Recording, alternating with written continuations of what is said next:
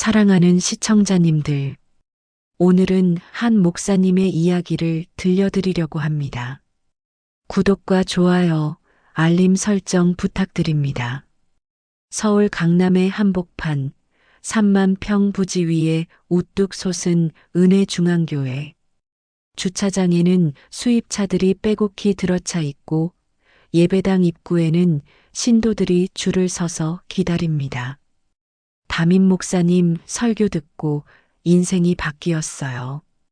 우리 목사님은 정말 대단하세요.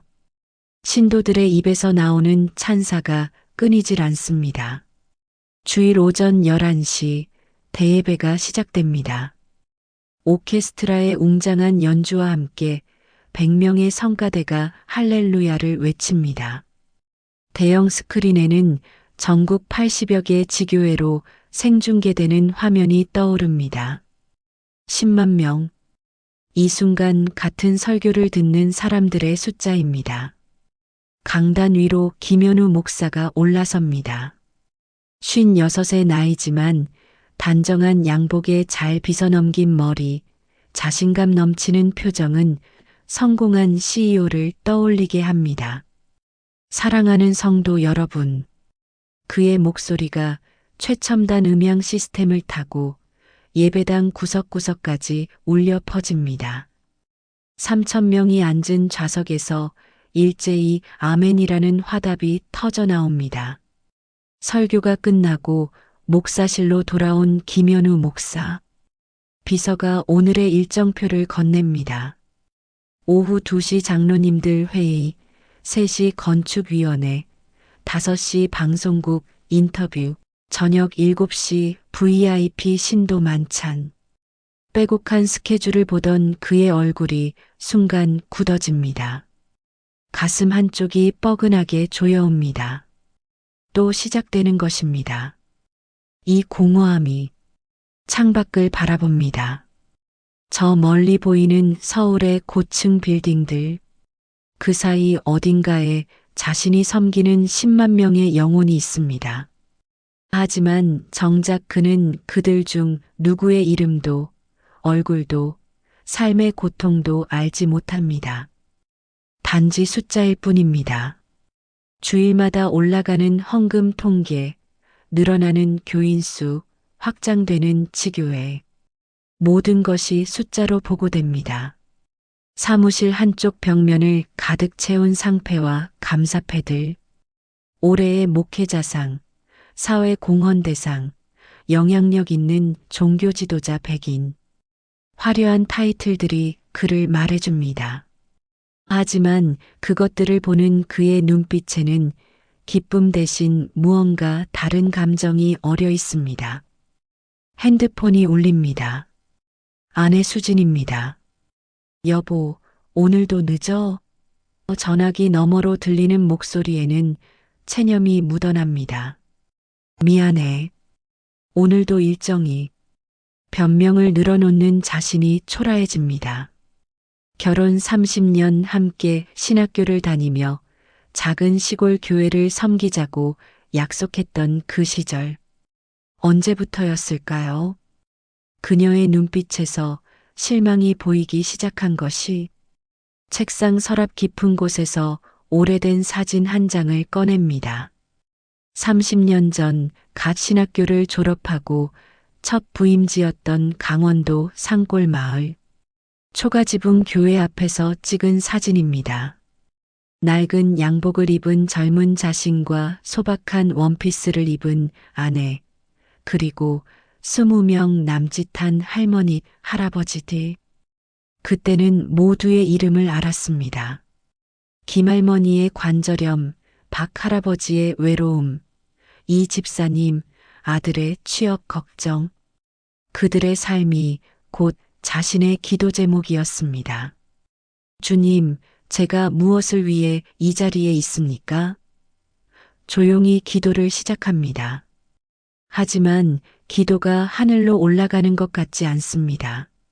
마치 천장에 부딪혀 되돌아오는 것 같습니다. 언제부터인가 기도가 형식이 되어버렸습니다.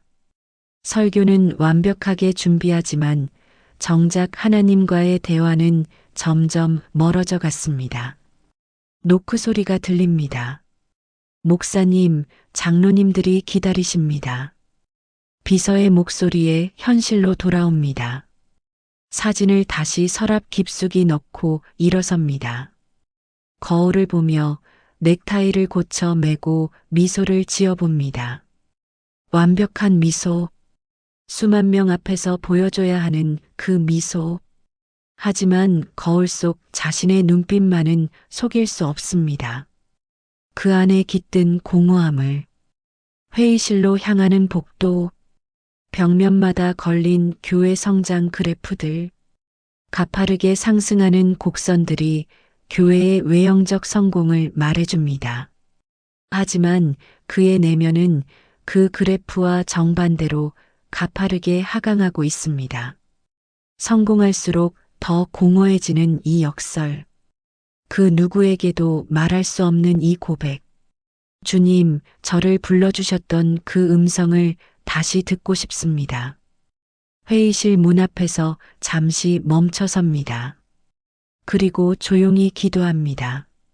하지만 들리는 것은 오직 침묵뿐. 그렇게 또 하루가 시작됩니다. 10만 명을 이끄는 목자의 하루가. 하지만 정작 자신은 길 잃은 양처럼 방황하는 목자의 하루가. 새벽 5시. 알람이 울리기 전에 눈이 떠집니다. 요즘 들어 자주 그렇습니다. 잠을 자도 잔 것 같지 않고 깨어도 피곤합니다. 옆자리에서 자고 있는 아내를 깨우지 않으려 조심스럽게 침대에서 일어납니다. 새벽 기도회가 6시에 시작되니 1시간이면 준비할 수 있습니다. 세면대 거울에 비친 자신의 얼굴. 언제부터인가 눈가의 주름이 깊어지고 얼굴의 생기가 사라졌습니다. 건강검진 받아보세요. 며칠 전 장로 한 분이 조심스럽게 권했던 말이 떠오릅니다. 하지만 시간이 없습니다. 아니, 정확히는 시간을 낼 수 없습니다. 목사의 자리가 10만 성도를 이끄는 이 자리가 그것을 허락하지 않습니다. 교회로 가는 차 안. 기사가 모는 승용차 뒷좌석에 앉아 창밖을 봅니다. 아직 어두운 서울거리. 새벽부터 움직이는 사람들. 편의점에서 일하는 청년, 청소하는 아주머니, 배달하는 기사님. 그들도 각자의 무게를 짊어지고 살아갑니다. 하지만 자신의 무게는 유독 무겁게 느껴집니다. 새벽 기도회에 500여 명의 성도들이 모였습니다. 어두운 새벽, 기도하러 나온 그들의 열정은 존경스럽습니다. 하지만 강단에 올라서서 그들을 바라보면 이상하게도 거리감이 느껴집니다. 유리벽 하나를 사이에 두고 있는 것 같습니다. 그들은 자신을 보지만 자신은 그들을 제대로 보지 못합니다. 사랑하는 성도 여러분, 새벽같이 나오신 여러분을 하나님께서 기뻐하십니다. 설교가 시작됩니다. 입에서는 은혜로운 말씀이 술술 나오지만 가슴에서는 아무것도 올라오지 않습니다. 마치 녹음된 테이프를 재생하는 것 같습니다. 30년간 갈고 닦은 설교 기술, 완벽한 발성, 적절한 제스처, 감동적인 스토리. 모든 것이 계산되고 연습됩니다. 기도회가 끝나고 목사실로 돌아옵니다. 책상 위에는 오늘 처리해야 할 서류들이 산더미처럼 쌓여 있습니다. 신축 건물 설계 승인, 해외 선교 예산안, 방송 프로그램 기획안, 대형 집회 준비 서류. 한때는 이 모든 것이 하나님 나라를 확장하는 거룩한 사역으로 보였습니다.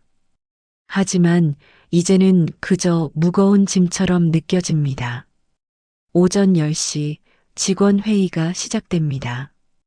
부목사 5명, 전도사 10명, 행정 직원 20명이 모입니다. 이번 달 헌금이 목표치에 미달했습니다. 재정 담당 장로의 보고에 회의실이 긴장합니다. 새 건물 대출 이자가 만만치 않습니다. 성도 수를 늘려야 합니다. 선교 담당 부목사가 말합니다. 다음 달 대형 집회를 기획하고 있습니다. 유명 찬양 사역자를 초청하면 숫자 또 숫자입니다. 헌금 액수, 성도 수, 지출 내역, 성장률 모든 대화가 숫자로 귀결됩니다. 언제부터인가 교회가 기업처럼 운영되기 시작했습니다. 분기별 목표, 성과 평가, 마케팅 전략. 이것이 정말 예수님이 원하신 교회의 모습일까요? 회의실을 가득 채운 그래프와 통계 자료들을 보며 의구심이 듭니다. 오후 2시 상담 시간입니다. 예약된 사람들이 줄을 섭니다. 하지만 실제로 만나는 시간은 한 사람당 15분. 목사님, 남편이 외도를, 아들이 대학을 중퇴하고, 사업이 망해서 각자의 고통을 토해내지만 정작 깊이 들어줄 시간이 없습니다. 기도하겠습니다. 하나님께서 응답하실 겁니다. 정형화된 대답이 입에서 나옵니다. 진심이 없는 것은 아닙니다. 하지만 여유가 없습니다. 저녁 7시 장로단 회의입니다. 교회의 실질적인 의사결정이 이루어지는 자리입니다. 목사님, 교회가 많이 성장했습니다. 이제 전국구 교단 총회장에 도전해 보시는 것이 어떻겠습니까? 한 장로가 제안합니다. 다른 장로들도 고개를 끄덕입니다. 목사님의 영향력이 필요합니다. 교계에 선한 영향력을 미치실 수 있습니다. 하지만 그 말들이 공허하게 들립니다.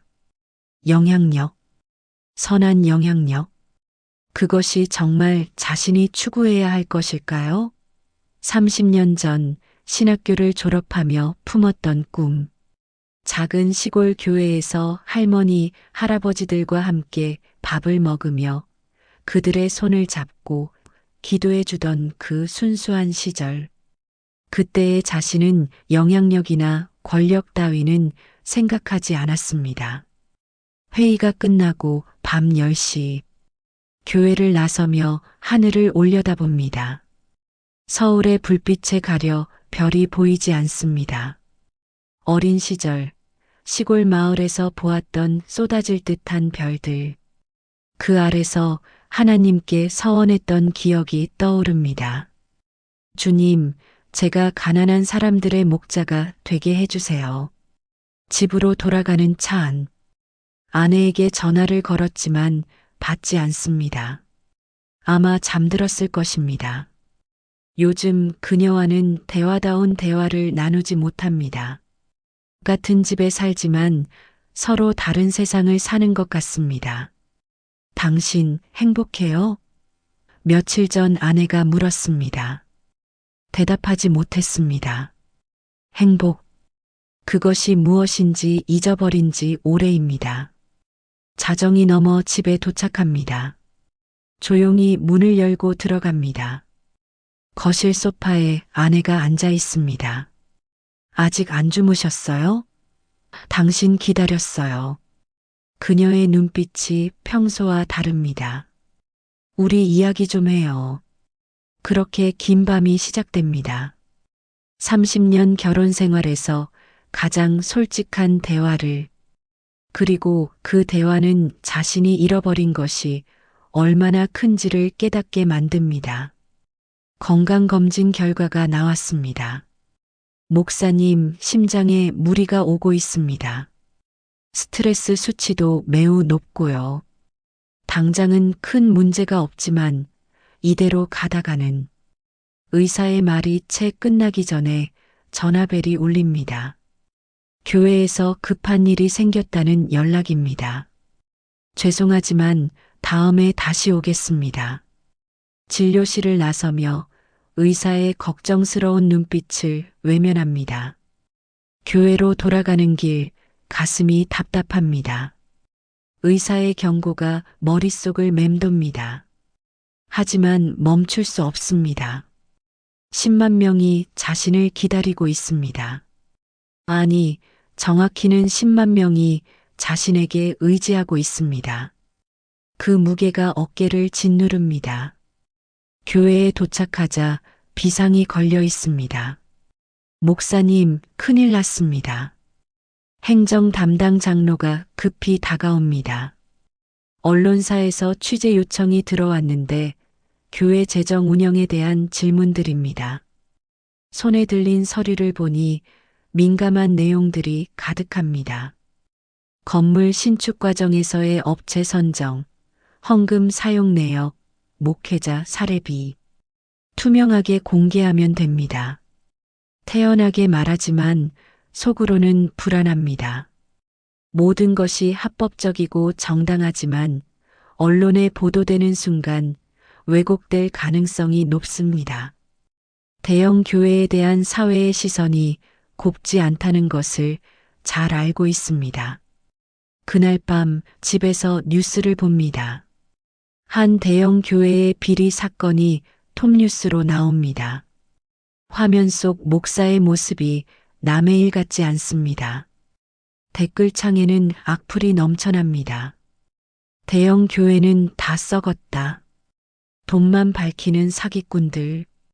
예수는 어디 갔냐? 차마 다 읽을 수 없어 화면을 끕니다. 다음 날 새벽, 또 잠을 설쳤습니다. 새벽 기도회에 나가야 하는데 몸이 움직이지 않습니다. 가슴이 답답하고 숨이 가빠집니다. 여보, 괜찮아요? 아내가 놀라서 물어봅니다. 괜찮아. 좀 피곤한 것뿐이야. 겉으로는 괜찮은 척하지만 속으로는 공황이 밀려옵니다. 그날 오후 긴급 장로회의가 소집되었습니다. 목사님, 언론 대응을 어떻게 할지 결정해야 합니다.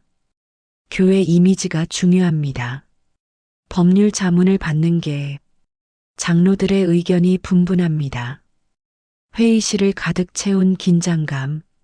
모두가 자신을 바라봅니다. 결정을 내려야 합니다. 10만 명을 이끄는 리더로서. 하지만 그 순간 이상한 생각이 듭니다. 이것이 정말 중요한 일인가? 교회의 이미지, 대외적 평판, 재정 문제. 물론 중요합니다. 하지만 정작 중요한 것을 놓치고 있는 것은 아닐까요?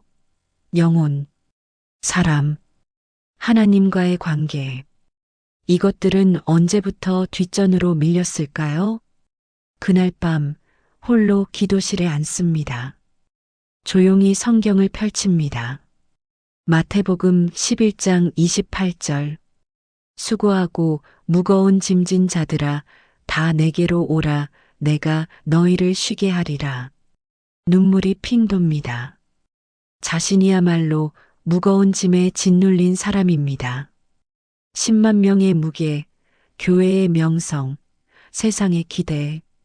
이 모든 것이 자신을 짓누르고 있습니다. 주님, 저도 쉬고 싶습니다. 처음으로 솔직하게 기도합니다. 저도 이 무거운 짐을 내려놓고 싶습니다. 눈물이 흘러내립니다. 얼마나 오랫동안 울지 않았는지 모릅니다. 강단에서는 항상 강한 모습을 보여야 했습니다. 흔들리지 않는 믿음, 확신에 찬 음성. 하지만 지금 이 순간 자신은 그저 연약한 한 인간일 뿐입니다.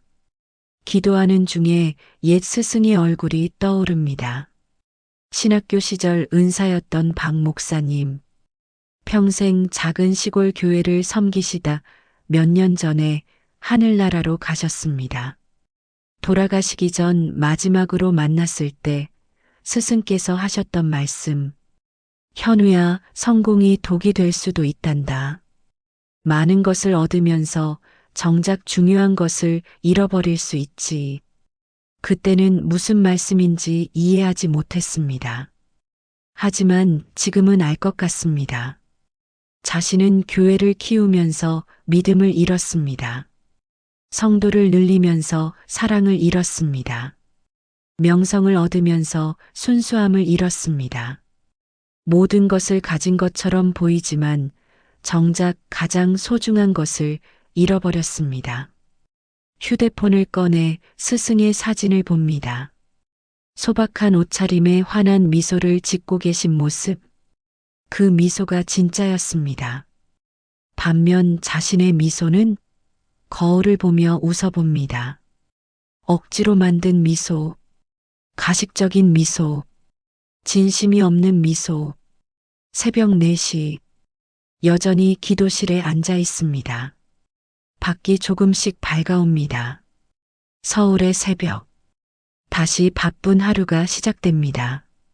하지만 오늘은 다른 것을 보고 싶습니다. 화려한 건물이 아닌 사람을, 통계 숫자가 아닌 영혼을, 성공이 아닌 섬김을, 기도실 문을 열고 나옵니다. 복도를 걷다가 창문으로 해 뜨는 모습을 봅니다.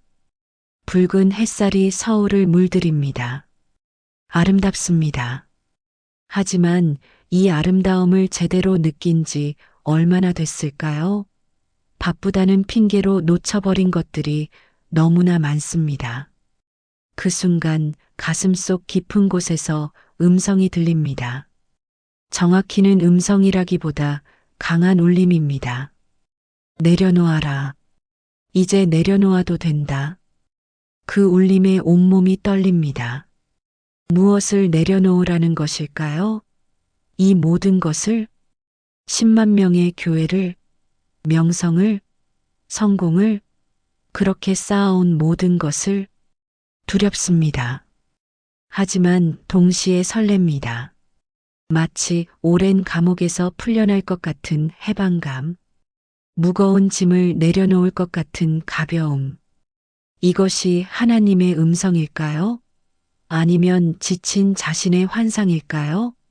확신할 수 없지만 한 가지는 분명합니다. 이대로는 더 이상 갈 수 없다는 것. 일주일이 지났습니다. 그 새벽 이후로 마음이 계속 요동칩니다. 겉으로는 평소처럼 설교하고 회의하고 상담하지만 속으로는 끊임없이 질문이 이어집니다. 이것이 내가 원했던 삶인가? 이것이 하나님이 원하시는 사역인가? 오래된 일기장을 꺼냅니다. 신학교 시절 썼던 일기들, 누렇게 바랜 종이 위에 적힌 젊은 날의 꿈, 작은 교회를 섬기며 한 영혼을 소중히 돌보는 목자가 되고 싶다. 화려함보다 진실을, 크기보다 깊이를 추구하는 사역자가 되고 싶다. 그때의 자신은 진심이었습니다. 책장 한켠에서 먼지 쌓인 사진첩을 발견합니다. 첫 부임지였던 강원도 산골 마을의 사진들, 초가지붕 교회 할머니들과 함께 찍은 사진, 추석 때 함께 만든 송편, 겨울에 연탄을 나르던 모습.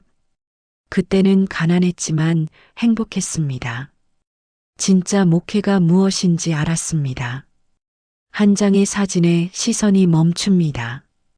김순자 할머니, 교회 유일한 권사님이셨습니다. 늘 제일 앞자리에 앉아 기도하시던 분. 돌아가시기 전날까지 교회를 지키셨습니다. 목사님, 우리 교회가 크지는 않지만 주님이 함께 하시는 교회예요.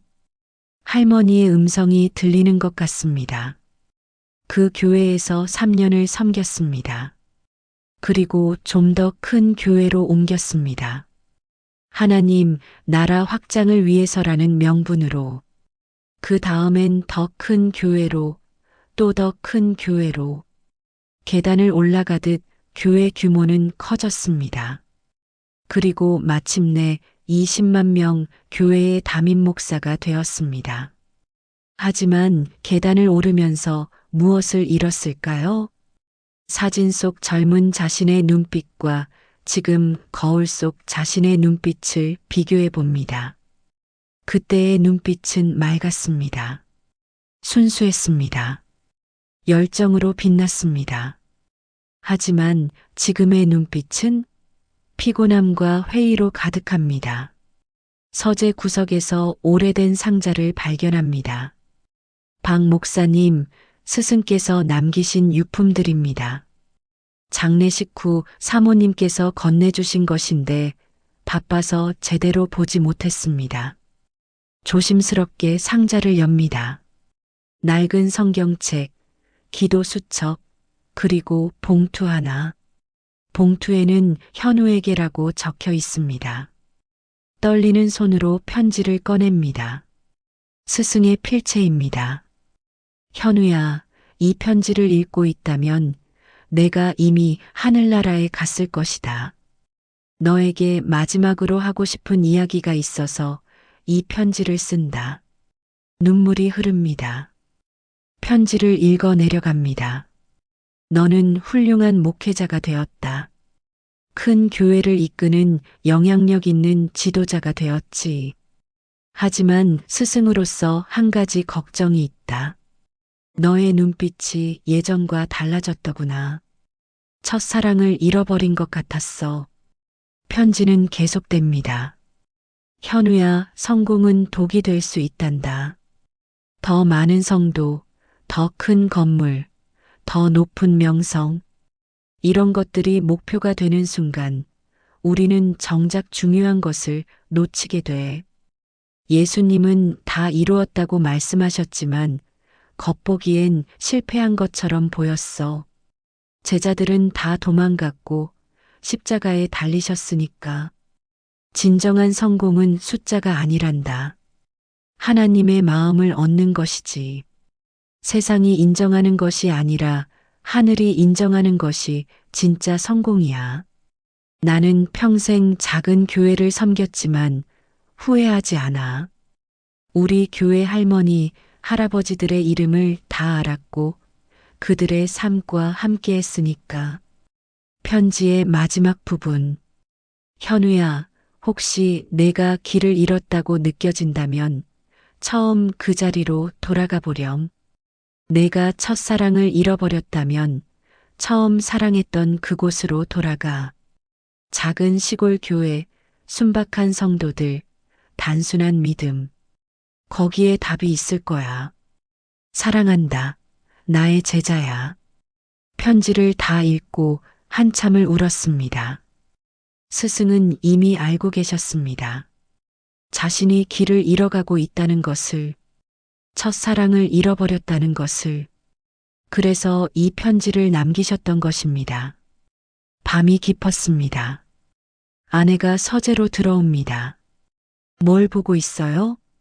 편지를 보여줍니다. 그녀도 함께 읽습니다. 그리고 조용히 웁니다. 박 목사님, 역시 우릴 가장 잘 아셨네요. 아내가 속삭입니다. 여보, 아내를 부릅니다. 기억나요? 우리가 신혼 때 품었던 꿈? 아내가 고개를 끄덕입니다.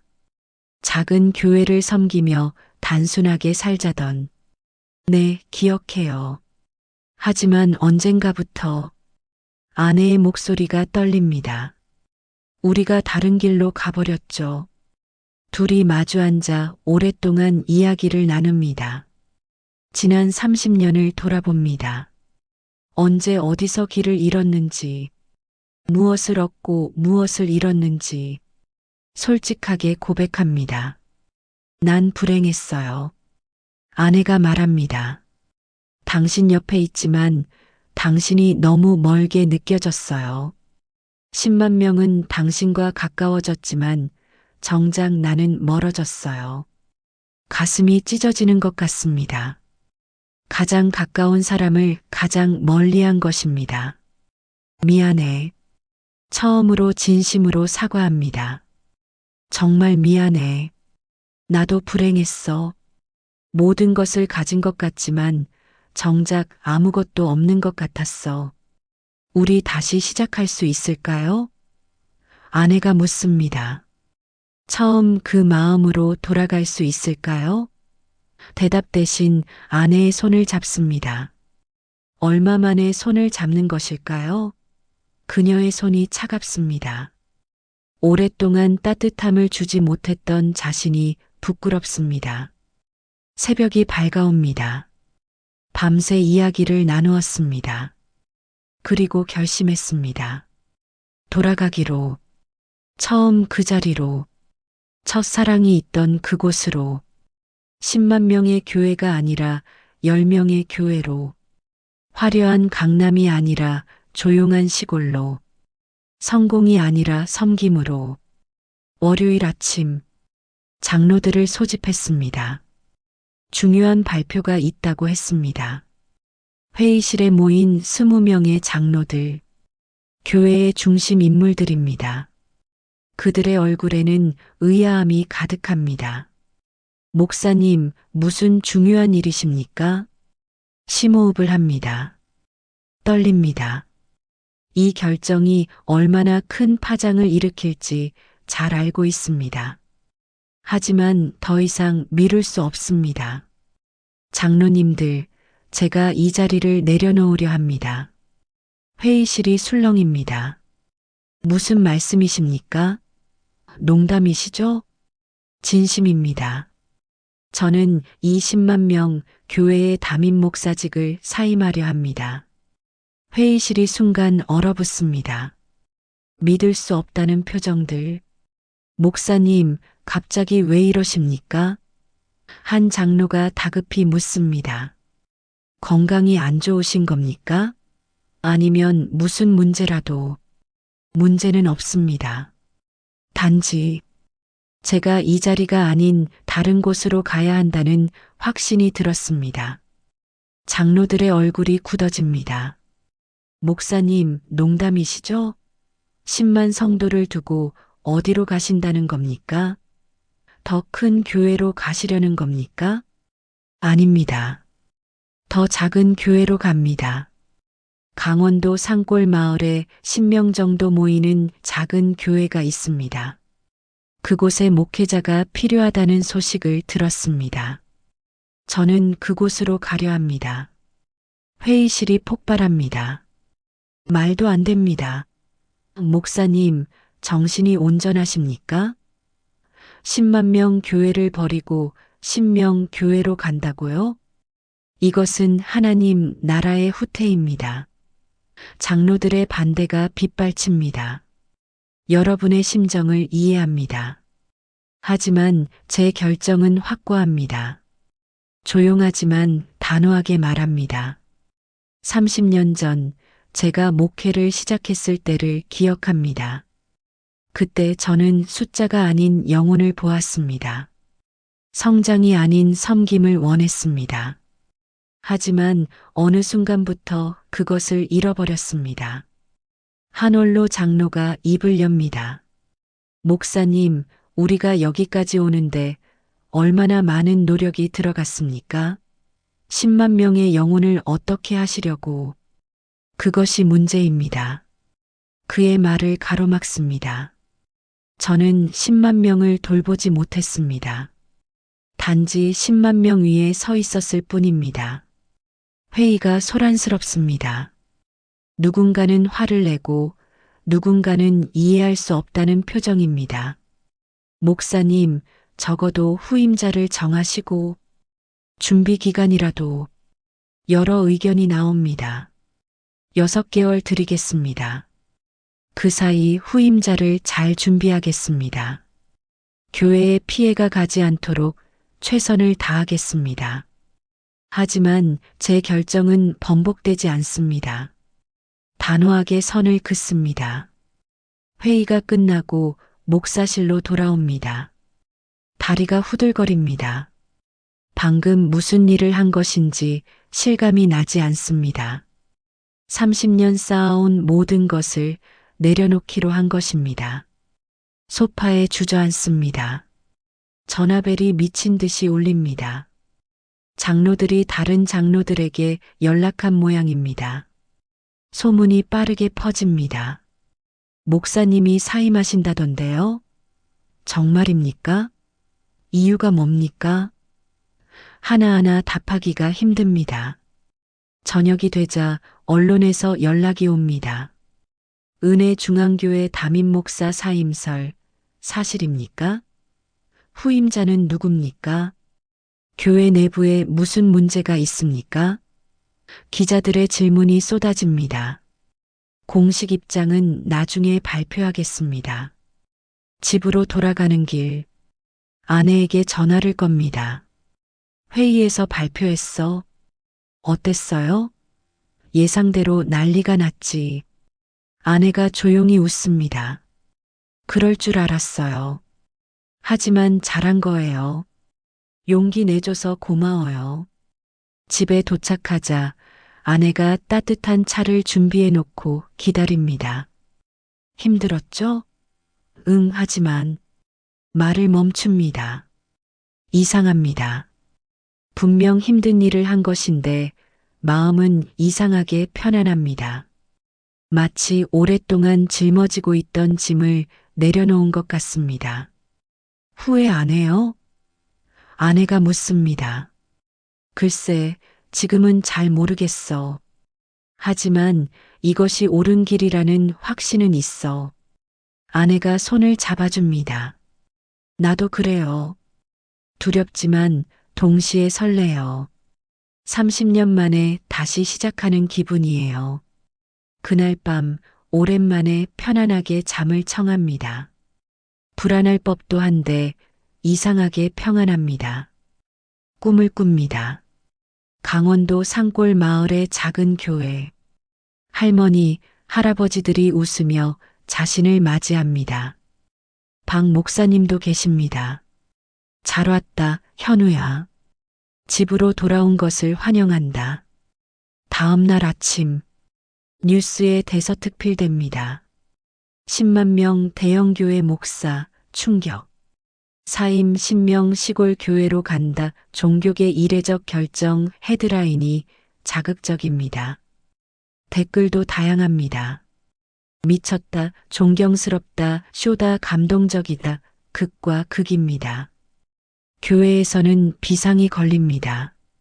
성도들 사이에서 술렁임이 큽니다. 목사님이 진짜 떠나신다던데? 왜 그러시는 거래? 우리는 어떡하지? 불안이 퍼집니다. 하지만 어쩔 수 없습니다. 이것은 자신의 길입니다. 그날 저녁 온 가족이 모였습니다. 성인이 된 두 자녀도 급히 찾아왔습니다. 아빠, 정말 그러시는 거예요? 아들이 묻습니다. 응, 아빠는 다시 시작하려고 한다. 시골로 가시면 우리는. 딸이 걱정합니다. 너희는 너희 길을 가거라. 이것은 아빠와 엄마의 선택이야. 너희에게 짐 지우고 싶지 않아. 하지만 괜찮아. 아빠는 이제야 진짜 아빠가 될 것 같구나. 그동안 목사이기만 했지 제대로 된 아빠는 아니었던 것 같아. 아이들이 웁니다. 아내도 웁니다. 자신도 웁니다. 하지만 이 눈물은 슬픈 눈물이 아닙니다. 해방의 눈물입니다. 새로운 시작의 눈물입니다. 30년 만에 찾은 자유의 눈물입니다. 6개월이 빠르게 지나갑니다. 그 사이 후임 목사를 정하고 업무를 인계하고 교회의 모든 직책에서 물러납니다. 생각보다 할 일이 많았습니다. 하지만 하나씩 정리해 나갑니다. 이별을 준비합니다. 마지막 주일이 다가옵니다. 3,000명이 앉는 예배당이 가득 찹니다. 평소보다 더 많은 사람들이 모였습니다. 마지막 설교를 들으러 온 것입니다. 강단에 오릅니다. 10만 명이 지켜보는 마지막 설교입니다. 사랑하는 성도 여러분, 목이 메입니다. 오늘이 제가 이 자리에서 전하는 마지막 말씀입니다. 예배당이 숙연해집니다. 15년간 이 교회를 섬기며 행복했습니다. 여러분과 함께한 시간들이 감사했습니다. 하지만 고백할 것이 있습니다. 저는 이 자리에서 많은 것을 잃어버렸습니다. 첫사랑을, 순수함을, 단순함을, 그리고 가장 중요한 것, 하나님의 음성을 잃어버렸습니다. 예배당이 조용해집니다. 이런 설교를 들어본 적이 없기 때문입니다. 여러분, 성공은 때로 독이 될 수 있습니다. 더 크고, 더 많고, 더 화려한 것을 추구하다 보면 정작 중요한 것을 놓칠 수 있습니다. 저는 10만 명을 얻었지만 한 영혼을 잃었습니다. 제 자신의 영혼을 말입니다. 눈물을 흘리는 사람들이 보입니다. 저는 이제 작은 시골 교회로 갑니다. 10명이 모이는 작은 교회입니다. 여러분은 이해하지 못하실 겁니다. 하지만 이것이 제가 가야 할 길입니다. 처음 그 자리로 돌아가는 것입니다. 여러분께 부탁드립니다. 숫자에 속지 마십시오. 큰 것이 반드시 좋은 것은 아닙니다. 하나님은 작고 약한 것을 통해 일하십니다. 한 알의 밀알이 땅에 떨어져 죽지 않으면 그대로 있지만 죽으면 많은 열매를 맺습니다. 마지막 축도를 합니다. 여호와는 내게 복을 주시고 너를 지키시기를. 목이 메어 말을 잇지 못합니다. 잠시 침묵이 흐릅니다. 길을 원하노라. 아멘. 예배당에 아멘 소리가 울려 퍼집니다. 그리고 박수가 터져 나옵니다. 울면서 치는 박수입니다. 예배 후 많은 사람들이 찾아옵니다. 목사님, 존경합니다. 용기 내주셔서 감사합니다. 저희도 삶을 다시 돌아보게 됩니다. 악수를 나누고 포옹을 합니다. 함께 울고 웃습니다. 이렇게 성도들과 가까워진 것이 언제였던가 싶습니다. 며칠 후 이사를 시작합니다. 강남의 큰 아파트를 정리합니다. 필요 없는 것들이 너무 많습니다. 비싼 가구, 명품 옷, 장식품들, 대부분을 기증하기로 합니다. 이렇게 많은 것이 있었구나. 아내가 놀라워합니다. 우리가 언제 이렇게 많이 모았지? 트럭에 짐을 싣습니다. 생각보다 짐이 적습니다. 정작 필요한 것은 많지 않았습니다. 이 정도면 되겠어요. 아내가 웃습니다. 간단하니 좋네요. 둘이서 웃습니다. 30년 만에 느껴보는 가벼움입니다. 강원도로 가는 길, 차창 밖으로 서울이 멀어집니다. 고층 빌딩들, 북적이는 거리, 화려한 간판들, 그 모든 것과 작별합니다. 후회 안 해요? 운전하는 아내가 묻습니다. 아니, 오히려 설레. 30년 전 그때처럼 고속도로를 벗어나 국도로 접어듭니다. 풍경이 바뀝니다. 푸른 산, 맑은 계곡, 한적한 시골길. 숨이 트입니다. 공기가 다르네요. 창문을 열자 신선한 바람이 들어옵니다. 서울의 매연 냄새가 아닌 흙과 풀 냄새입니다. 산길을 한참 오릅니다. 내비게이션도 제대로 작동하지 않는 깊은 산속입니다. 여기가 맞나? 불안해지려 할 때 저 멀리 작은 교회가 보입니다. 하얀 십자가가 달린 작은 건물. 바로 그곳입니다. 차를 세우고 내립니다. 교회 앞마당에 할머니 몇 분이 나와 계십니다. 목사님 오셨구만. 반갑게 맞아주십니다. 손이 거칩니다. 평생 농사 지으신 손입니다. 그 손이 반갑습니다. 어서 오이소. 기다렸심더. 할머니들의 사투리가 정겹습니다. 교회 안으로 안내받습니다. 작습니다. 예배당이라기보다 방 하나 크기입니다. 낡은 의자 10개, 오래된 강단, 빛바랜 십자가. 하지만 이상하게 마음이 편안해집니다. 목사님 사택은 요 옆에 있습니다. 교회 옆 작은 집을 보여주십니다. 방 2개, 부엌 하나. 강남 아파트의 10분의 1도 안 되는 크기입니다. 하지만 충분합니다. 좋네요. 여기면 됩니다. 아내가 환하게 웃습니다. 짐을 풀기 시작합니다. 할머니들이 도와주십니다. 이거는 여기다 놓고 저거는 이것저것 챙겨주십니다. 마치 자식을 돌보듯이 가슴이 따뜻해집니다. 저녁이 되자 할머니 한 분이 밥을 가져오십니다. 시장하실 낀더 먹고 하이소. 된장찌개와 김치, 나물, 소박 한 상입니다. 하지만 이렇게 맛있는 밥은 오랜만입니다. 맛있습니다. 진심으로 말합니다. 호호, 산골 음식이 뭐 맛있겠심더. 밤이 깊어갑니다. 창밖을 봅니다. 별이 쏟아집니다. 서울에서는 볼 수 없었던 별들, 빽빽한 은하수까지 보입니다. 여보, 저거 봐. 아내를 부릅니다. 둘이서 별을 봅니다. 정말 아름답다. 그러게요. 우리 이런 걸 잊고 살았네요. 침대에 눕습니다. 산골의 밤은 조용합니다. 차 소리도 사람 소리도 들리지 않습니다. 오직 귀뚜라미 소리와 바람 소리뿐. 이 평화로움 속에서 스르르 잠이 듭니다. 오랜만에 숙면입니다. 첫 주일이 밝았습니다. 새벽같이 일어나 교회로 갑니다. 예배 시간은 오전 11시.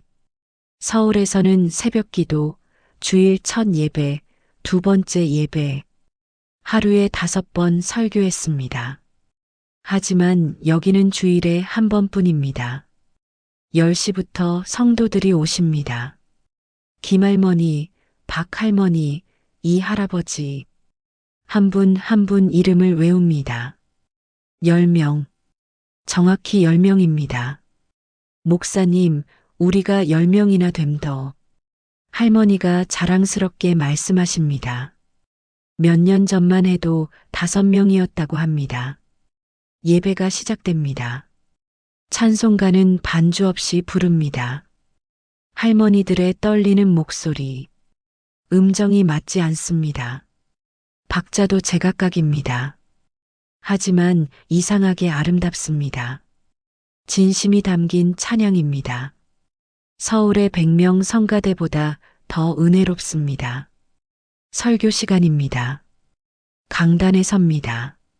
아니, 강단이라고 부르기도 민망한 작은 단입니다. 10명을 봅니다. 모두 예순이 훌쩍 넘으신 분들입니다. 주름진 얼굴, 굽은 등, 거친 손. 하지만 그 눈빛만은 맑습니다. 사랑하는 성도 여러분, 말을 시작합니다. 마이크도 없습니다. 그냥 목소리로 전합니다. 오늘 본문은 누가복음 15장, 잃어버린 양 비유입니다. 성경을 펼칩니다. 할머니들도 낡은 성경을 펼치십니다. 목자가 양 100마리를 키우는데 한 마리를 잃어버렸습니다. 그러자 99마리를 두고 잃어버린 한 마리를 찾아 나섭니다. 설교하다가 문득 깨닫습니다. 자신이 바로 그 목자였다는 것을. 99마리를, 아니 10만 마리를 두고 잃어버린 한 마리를 찾아 이곳에 온 것입니다. 그 한 마리는 바로 자기 자신이었습니다. 목이 메입니다. 설교를 잊지 못합니다. 침묵이 흐릅니다. 할머니들이 조용히 기다려 주십니다. 마음을 추스르고 다시 말합니다. 저는 10만 명을 섬겼지만 한 영혼도 제대로 섬기지 못했습니다. 하지만 이제 여러분 10명을 진심으로 섬기고 싶습니다. 호호, 목사님, 우리 같은 늙은이들 뭐 그리 대단하겠심더. 김할머니가 웃으십니다. 아닙니다. 할머니들이 제게는 가장 소중한 분들입니다. 하나님께서 제게 맡기신 귀한 양들입니다. 예배가 끝나고 다과 시간입니다. 할머니들이 준비한 수수부꾸미와 보리차, 다 함께 둘러앉아 먹습니다. 목사님, 서울 음식이 더 좋지? 할머니가 물으십니다. 아닙니다. 이게 제일 맛있습니다. 진심입니다. 이야기를 나눕니다. 할머니들의 삶에 대해. 김할머니는 홀로 사십니다. 자식들이 모두 도시로 나가고 혼자 남았습니다. 외롭지 않으세요? 뭐 외롭긴 한디 교회 나옴은 조심 더. 박할머니는 치매를 앓는 남편을 돌봅니다. 힘드시겠어요. 뭐 힘들긴 한디 정들었으심 더. 한 분 한 분의 이야기를 듣습니다. 서울에서는 한 번도 해보지 못한 일입니다. 10만 명의 통계는 알았지만 한 사람의 삶은 몰랐습니다. 하지만 이제는 다릅니다. 이 10명의 이름을, 얼굴을, 삶을 압니다. 오후에 신방을 갑니다. 이 할아버지 댁입니다. 산 중턱에 있는 작은 집, 오래된 한옥입니다. 어서 오이소. 할아버지가 반갑게 맞아주십니다. 80이 넘으셨지만 정정하십니다. 혼자 사세요? 예, 할매는 10년 전에 세상 떠났으심더. 마루에 앉아 이야기를 나눕니다. 할아버지의 인생 이야기, 한국 전쟁 때 가족을 잃은 이야기, 평생 농사 지으며 자식을 키운 이야기, 이제 혼자 남아 외롭게 사는 이야기, 눈물이 납니다. 이 한 사람의 삶이 얼마나 소중한지 느껴집니다. 목사님, 나는 평생 죄인으로 살았으심더. 전쟁 때 사람도 죽였고, 술도 많이 먹었고, 근디 교회 나오고 나서 평안함을 얻었으심더. 할아버지의 고백입니다. 할아버지, 하나님이 용서하셨습니다.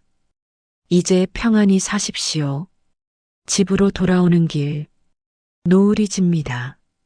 산 너머로 붉은 해가 지고 있습니다. 아름답습니다. 여보, 저것 좀 봐. 아내를 부릅니다. 둘이서 노을을 봅니다. 서울에서는 노을도 제대로 못 봤는데. 그러게요. 이런 게 행복인가 봐요. 저녁이 되자 할머니들이 반찬을 가져오십니다. 목사님, 이거 드이소. 할매, 고맙습니다. 매일 누군가 음식을 가져다 주십니다. 시골의 정입니다. 나눔입니다. 서로 돌봄입니다. 밤이 깊어갑니다. 교회 마당에 나가 하늘을 봅니다. 별이 쏟아집니다. 주님, 감사합니다. 기도가 저절로 나옵니다. 이곳으로 인도해 주셔서 감사합니다. 다시 시작하게 해 주셔서 감사합니다. 마음이 평안합니다. 10만 명을 섬길 때는 항상 불안했습니다. 더 크게, 더 많이 해야 한다는 압박이 있었습니다. 하지만 이제는 다릅니다. 10명이면 충분합니다. 이 10명을 잘 섬기는 것, 그것이 자신의 사명입니다. 방으로 돌아갑니다. 아내가 일기를 쓰고 있습니다. 뭐 쓰고 있어요? 오늘 있었던 일들이요. 할머니들 이야기, 노을 이야기. 기록해두고 싶어서요. 아내의 얼굴이 평화롭습니다. 잠자리에 듭니다. 행복해? 아내에게 묻습니다. 네, 정말 행복해요. 당신은? 나도. 이렇게 행복한 건 처음인 것 같아. 손을 잡고 잠듭니다. 별빛이 창문으로 들어옵니다. 평화로운 밤입니다. 새벽에 눈을 뜹니다. 새소리가 들립니다. 창문을 열자 신선한 공기가 들어옵니다. 산 너머로 해가 뜹니다. 새로운 하루가 시작됩니다. 감사한 하루가, 축복받은 하루가, 한 달이 지났습니다. 이제 이곳 생활에 익숙해졌습니다. 매일 아침 산책을 합니다. 교회 뒤 산길을 오릅니다. 새소리를 듣고 풀냄새를 맡고 하나님과 대화합니다. 진짜 기도가 회복되었습니다. 형식이 아닌 관계의 기도입니다. 목요일마다 성경 공부를 합니다. 할머니들과 함께 성경을 읽고 이야기를 나눕니다. 목사님, 이 말씀이 무슨 뜻임더? 질문이 쏟아집니다. 천천히 설명해 드립니다. 서울에서는 화려한 PPT로 설교했지만 여기서는 그냥 성경책 하나로 충분합니다. 김할머니가 변화하기 시작했습니다. 처음에는 말이 없으셨는데 이제는 많이 웃으십니다. 목사님 오고 나서 살만 남더. 할머니의 고백입니다. 혼자 사는 외로움이 많이 줄었다고 합니다. 교회가 가족이 되었습니다. 박할머니의 남편도 교회에 나오기 시작했습니다. 치매가 있지만 찬송가는 따라 부르십니다. 여보, 교회 가자. 할머니가 손을 잡고 오십니다. 부부가 함께 예배드리는 모습이 아름답습니다. 이 할아버지와는 자주 차를 마십니다. 할아버지 댁에 가서 마루에 앉아 보리차를 마시며 이야기를 나눕니다. 전쟁 이야기, 농사 이야기, 인생 이야기. 할아버지의 지혜가 깊습니다. 도시에서는 배울 수 없는 삶의 지혜입니다. 어느 날 할아버지가 물으십니다. 목사님, 정말로 서울이 안 그립심더? 안 그립습니다, 할아버지. 여기가 더 좋습니다. 뭐가 좋심더? 할아버지들을 만날 수 있어서요. 진짜 목회를 할 수 있어서요. 할아버지가 웃으십니다. 목사님, 나는 목사님이 대단해 보이다. 큰 교회 다 놔두고 이런 데 오다니. 아닙니다, 할아버지. 제가 얻은 게 더 많습니다. 잃어버렸던 것들을 다시 찾았습니다. 계절이 바뀝니다. 가을이 왔습니다. 산이 단풍으로 물듭니다. 너무 아름다워서 매일 사진을 찍습니다. 여보, 서울에서 이런 걸 본 적 있어? 없었죠. 아파트에서 뭘 봤겠어요. 추석이 다가옵니다. 할머니들이 송편을 빚습니다. 교회에서 함께 빚기로 했습니다. 목사님도 해보이소. 서툰 솜씨로 빚어봅니다. 모양이 엉망입니다. 호호, 목사님은 손재주가 없심더. 다 함께 웃습니다. 추석날 특별 예배를 드립니다. 할머니들이 정성스럽게 준비한 음식들, 송편, 전, 나물, 다 함께 나눕니다. 감사합니다, 하나님. 진심으로 감사 기도를 합니다. 이 소박한 식탁이 천국 잔치 같습니다. 예배 후 성도들의 집을 방문합니다. 명절이라 자식들이 왔습니다. 목사님, 인사드립니다. 젊은이들이 반갑게 맞아줍니다. 서울에서 오셨다던데 적응 잘하셨어요? 네, 여기가 더 좋습니다.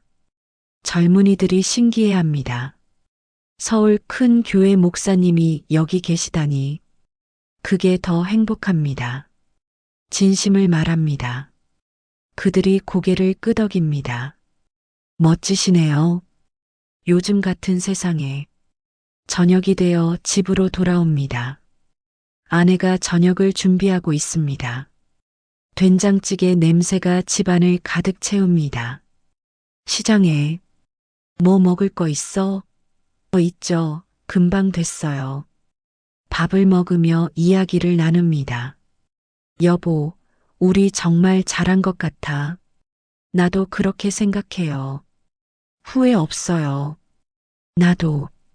오히려 더 일찍 올 걸 그랬어. 둘이서 웃습니다. 밤이 깊어갑니다. 교회 종소리가 들립니다. 아니, 종이 아니라 바람 소리입니다. 나무가 흔들리는 소리입니다. 자연의 소리가 찬양 같습니다. 일기를 씁니다. 주님, 오늘도 감사한 하루였습니다.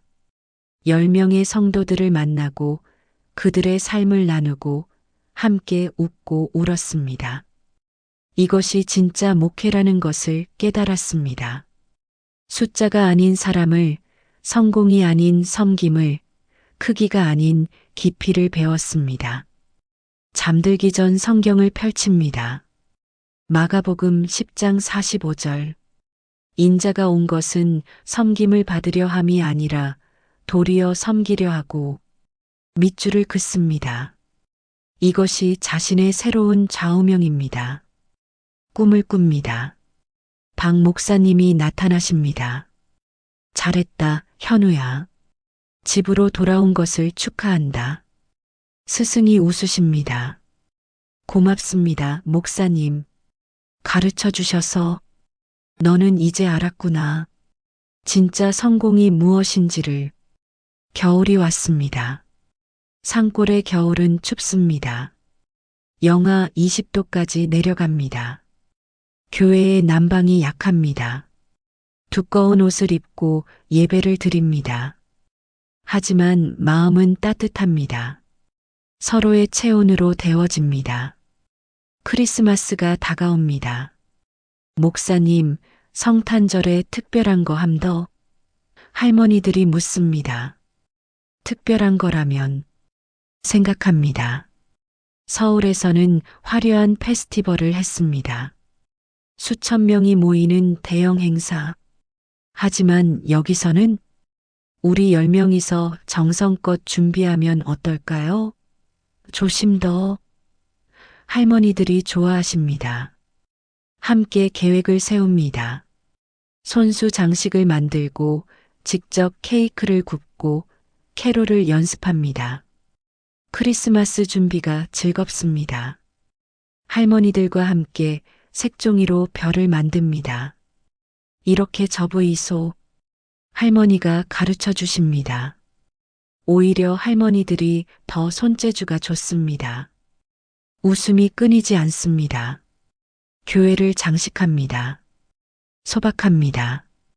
크리스마스 트리도 산에서 직접 베어온 나무입니다. 화려한 장식은 없지만 정성이 가득합니다. 예쁘더. 할머니들이 만족해 하십니다. 크리스마스 이브. 마을 사람들을 초대합니다. 교회에 나오지 않는 분들도 오십니다. 20명이 모였습니다. 교회가 꽉 찹니다. 많이 왔네요.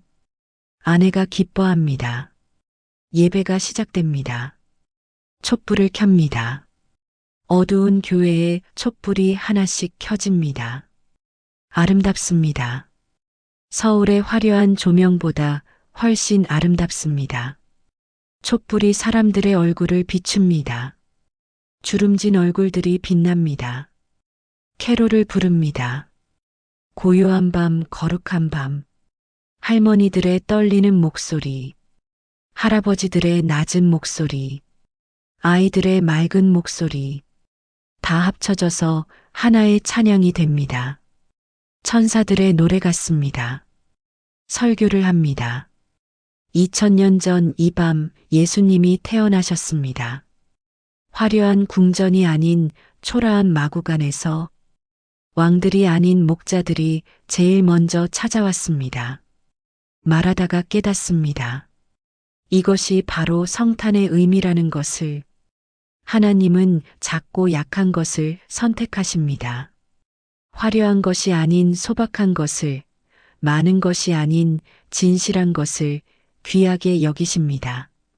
우리 교회가 비록 작지만 여기에 하나님이 계십니다. 할머니들이 아멘 하십니다. 예배 후 다과회. 할머니들이 준비한 케이크와 차, 다 함께 나눕니다. 맛있음더. 정말 맛있네요. 웃음소리가 가득합니다. 이것이 천국이 아닐까 생각합니다. 한 할아버지가 다가옵니다. 교회에 한 번도 안 나오셨던 분입니다. 목사님, 나도 교회 나와보고 싶심더. 정말이십니까? 환영합니다. 가슴이 뜁니다. 한 영혼이 돌아오는 기쁨입니다. 밤이 깊어갑니다. 눈이 내립니다. 크리스마스 이브의 선물 같은 눈입니다. 교회 마당이 하얗게 변합니다. 와, 예쁘다. 모두 밖으로 나옵니다. 함께 눈을 맞습니다. 아이들이 눈사람을 만듭니다. 할아버지, 할머니들도 함께 만듭니다. 다 함께 웃고 떠듭니다. 나이가 무슨 상관입니까? 모두가 어린아이가 됩니다. 집으로 돌아옵니다. 아내와 따뜻한 차를 마십니다. 오늘 정말 행복했어. 나도. 이런 크리스마스는 처음이야. 서울에서의 화려한 행사보다 훨씬 의미 있었어. 그러게요. 창밖을 봅니다. 눈이 계속 내립니다. 하얀 세상입니다. 순수한 세상입니다. 마치 자신의 마음 같습니다. 모든 것이 정화된 느낌입니다. 일기를 씁니다.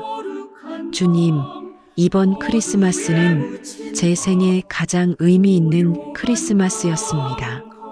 화려함은 없었지만 진심이 있었고, 많은 사람은 없었지만 깊은 교제가 있었습니다. 이것이 진짜 성탄의 의미라는 것을 깨달았습니다. 잠들기 전 아내에게 말합니다. 여보, 고마워. 나를 따라와줘서. 난 당연한 걸 한 거예요. 당신과 함께라면 어디든 좋아요. 손을 잡습니다. 따뜻합니다. 사랑이 느껴집니다. 새해가 밝았습니다. 새벽 기도회를 합니다. 할머니들과 함께 새해 첫 기도를 드립니다. 주님, 올해도 우리를 지켜주소서. 이 작은 교회를 축복하소서. 기도하는데 확신이 듭니다. 이곳이 자신의 자리라는 것, 이 10명이 자신의 양이라는 것, 이것이 하나님이 원하시는 사역이라는 것, 의심이 없습니다. 후회도 없습니다. 오직 감사만 있습니다. 1년이 지났습니다. 계절이 한 바퀴 돌았습니다. 봄, 여름, 가을, 겨울, 그리고 다시 봄이 왔습니다. 산에 꽃이 핍니다. 진달래, 철쭉, 개나리, 온 산이 꽃으로 물듭니다. 변화가 있었습니다. 교회 성도가 늘었습니다. 10명에서 20명이 되었습니다. 젊은 부부도 왔습니다. 도시 생활에 지쳐 귀촌했다고 합니다. 목사님, 소문 듣고 왔어요. 무슨 소문이요? 10만 명 교회 버리고 오신. 교회가 활기차졌습니다. 아이들의 웃음소리가 들립니다. 청년들이 찬양을 인도합니다. 할머니들이 좋아하십니다. 교회가 살아나더. 김할머니가 기뻐하십니다. 어느 날 서울에서 전화가 옵니다. 은혜중앙교회 장로입니다. 목사님, 어떻게 지내십니까? 잘 지냅니다. 거기는 어떻습니까? 교회는 잘 운영되고 있습니다. 하지만 말을 잇지 못합니다. 하지만 뭡니까? 목사님이 그립습니다. 아니, 정확히는 목사님이 보여주신 것이 그립습니다. 진정성이요. 장로의 목소리가 떨립니다. 저희도 변하려고 노력 중입니다. 숫자보다 사람을 보려고. 기쁩니다. 자신의 결정이 파장을 일으킨 것입니다. 장로님, 잘하실 겁니다. 하나님께서 도우실 겁니다. 목사님, 한번 오셔서 특강 좀 해주실 수 있습니까? 제가 특강을 할 게 있습니까? 목사님의 경험이 필요합니다. 고민합니다. 서울로 다시 가는 것이 맞을까? 하지만 아내가 말합니다. 가세요. 목사님의 이야기가 필요한 사람들이 있어요. 결국 일주일 후 서울로 갑니다. 1년 만에 가본 서울. 낯섭니다. 복잡합니다. 시끄럽습니다. 여기서 어떻게 살았을까? 신기합니다. 은혜 중앙교회에 도착합니다. 거대합니다. 1년 전에는 익숙했는데 이제는 낯섭니다. 목회자 세미나가 열립니다. 500명의 목회자가 모였습니다. 강단에 섭니다. 긴장됩니다. 숨을 깊이 쉽니다. 그리고 시작합니다. 저는 1년 전 10만 명 교회를 떠나 10명 교회로 갔습니다. 솔직하게 이야기합니다. 왜 떠났는지, 무엇을 잃었는지, 무엇을 찾았는지, 진심을 담아 말합니다. 저는 성공했지만 실패했습니다. 모든 것을 가졌지만 아무것도 없었습니다. 10만 명을 이끌었지만 길을 잃었습니다. 목회자들이 집중합니다. 공감하는 표정입니다. 하지만 시골로 가서 깨달았습니다. 진짜 성공은 숫자가 아닙니다. 하나님의 마음을 얻는 것입니다. 진짜 목회는 많은 사람 앞에 서는 것이 아닙니다. 한 영혼 옆에 앉는 것입니다. 눈물을 흘리는 목회자들이 보입니다. 그들도 같은 고민을 하고 있었던 것입니다. 목사님들, 숫자에 속지 마십시오. 성공의 함정에 빠지지 마십시오. 첫사랑을 지키십시오. 세미나가 끝나고 많은 목회자들이 찾아옵니다. 감동받았습니다. 용기를 얻었습니다. 저도 변하고 싶습니다. 악수를 나눕니다. 포옹합니다. 함께 웁니다. 서울에서의 일정을 마치고 다시 시골로 돌아갑니다. 차가 산길로 접어들자 숨이 트입니다. 역시 여기가 좋아. 아내가 말합니다. 그러게, 여기가 집이야. 교회에 도착하자 할머니들이 기다리고 있습니다. 목사님 왔습니다. 반갑게 맞아줍니다. 잘 다녀왔습니다. 서울은 어떠심더? 복잡하고 시끄러웠어요. 여기가 훨씬 좋아요. 저녁 예배를 드립니다. 20명이 모였습니다. 작지만 따뜻합니다. 찬송을 부릅니다. 나의 갈 길 다 가도록 예수 인도하시니. 이 찬송이 새롭게 들립니다. 정말 예수님이 인도하셨습니다. 설교를 합니다. 사랑하는 성도 여러분, 저는 여러분께 감사합니다. 여러분이 저를 변화시켰습니다. 잃어버렸던 것을 다시 찾게 해주셨습니다. 할머니들이 손을 흔드십니다. 예수님은 말씀하셨습니다. 너희 중에 누구든지 크고자 하는 자는 너희를 섬기는 자가 되어야 한다. 저는 10만 명을 이끌며 크고자 했습니다. 하지만 이제 알았습니다. 진짜 큰 것은 작은 것을 섬기는 것이라는 것을. 예배가 끝나고 모두 함께 저녁을 먹습니다. 할머니들이 준비한 밥상, 소박하지만 풍성합니다. 함께 둘러앉아 먹습니다.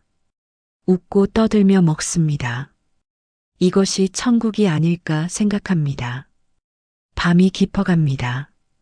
교회 마당에 나가 별을 봅니다. 1년 전 이맘때도 이렇게 별을 봤습니다. 하지만 그때와 지금은 다릅니다. 그때는 불안했지만 지금은 평안합니다. 그때는 의심했지만 지금은 확신합니다. 주님, 감사합니다. 기도합니다. 잘못된 길을 가던 저를 바른 길로 인도해 주셔서 감사합니다. 성공이라는 이름의 감옥에서 해방시켜 주셔서 감사합니다. 이 작은 교회로 보내주셔서 감사합니다. 아내가 나옵니다. 함께 별을 봅니다. 행복해? 물어봅니다. 네, 정말 행복해요. 나도 인생에서 이렇게 행복한 적이 없었어. 손을 잡습니다. 별빛 아래 두 사람이 서 있습니다. 일기를 씁니다. 마지막 장에 이렇게 적습니다. 나는 10만 명 교회에서 10명 교회로 왔다. 세상은 이해하지 못한다. 하지만 나는 안다. 이것이 진짜 성공이라는 것을. 숫자를 잃고 영혼을 얻었다. 명성을 잃고 평안을 얻었다. 세상을 잃고 하늘을 얻었다. 창문을 엽니다. 시원한 바람이 들어옵니다. 봄 냄새가 납니다. 새로운 시작의 냄새입니다. 내일도 이 작은 교회에서 20명의 성도를 섬길 것입니다. 그것으로 충분합니다. 아니, 그것이 전부입니다. 잠들기 전 마지막 기도를 합니다. 주님, 이 작은 교회를 지켜주소서. 이 순수함을 잃지 않게 하소서. 숫자보다 사람을, 성공보다 섬김을, 크기보다 깊이를 추구하게 하소서. 아멘. 평화로운 밤입니다. 행복한 밤입니다. 감사한 밤입니다. 10만 명에서 10명으로, 성공에서 섬김으로, 화려함에서 소박함으로, 이것이 나의 이야기입니다. 이것이 하나님이 쓰신 나의 간증입니다. 진정한 성공은 모든 것을 얻는 것이 아니라 가장 소중한 것을 지키는 것입니다. 이 이야기가 여러분의 마음에 작은 울림이 되었기를 바랍니다. 구독과 좋아요로 함께 해주시면 더 많은 분들께 이 감동을 전할 수 있습니다. 사랑하는 시청자님들, 당신의 인생 여정에도 오늘 이 이야기가 작은 빛이 되기를 소망합니다.